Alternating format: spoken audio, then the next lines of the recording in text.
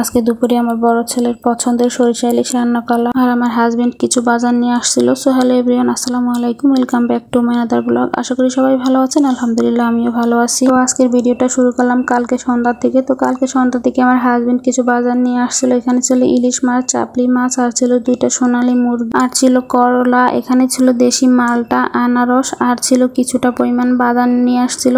আর এখানে হচ্ছে আম, এখানে আম 3টা ছিল। তো একটা আম আনার সাথে সাথে খাওয়া শেষ হয়ে গেছে। তো সবগুলো বাজারই আমি গুছিয়ে রেখে দিয়েছিলাম। মুরগিগুলো একদমই আস্ত রেখে দিয়েছি ফ্রিজে। তো পরের দিন একদম সবগুলো মুরগি বের করে নেবে, একদম গুছিয়ে ফ্রিজে আবার রেখে দেবো। তো সকাল সকাল উঠে আমি নাস্তা বানাতে চলে গেলাম, যেহেতু ছেলে খেয়ে মাদ্রাসায় চলে যাবে, আমার হাজবেন্ড অফিসে চলে যাবে। আমি আজকেও গোলা রুটি আর ভাজি করেছিলাম, সাথে ছিল চা।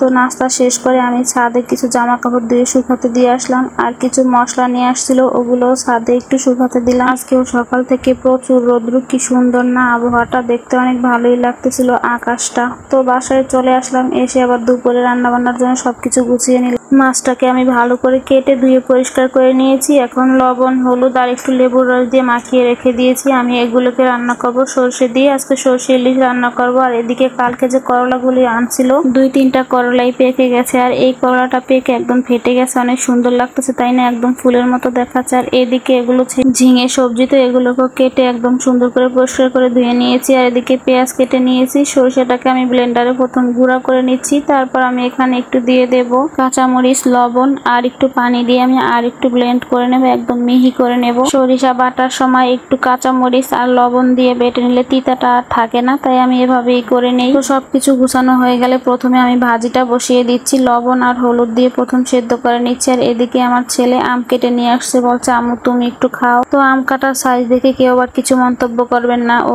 ছোট মানুষ, যেরকম পেরেছে ওরকমটা কেটে নিয়ে আসছে। তো এদিকে আমি ভাজিটা বসিয়ে দিয়ে আবার মাছটাও রান্না বসিয়ে দিলাম। তো প্রথমে পেঁয়াজটা ভেজে নিয়েছি, আমি মাছের সাথে শুধু পেঁয়াজ দেবো, অন্য কোনো মশলা দেবো না। তো পেঁয়াজটা ভেজে নিয়ে এখানে হলুদের গুঁড়া, মরিচের গুঁড়াটা দিয়ে একটু পানি দিয়ে আমি কষিয়ে নিয়েছি। তারপর দিয়ে দিয়েছি সরষে বাটা আর একটু পরিমাণ পানি দিয়ে ভালো করে কষিয়ে নিচ্ছি। আর এখানে আমি মাছটা রান্না করতেছি সরিষার তেল দিয়ে। মাঝখানে আমি আবার পাশের চুলায় যে ভাজিটা বসিয়ে দিয়েছি, একটু নেড়ে চেড়ে দিচ্ছি। আর এদিকে আমার মশলাটাও কষানো হয়ে গেছে।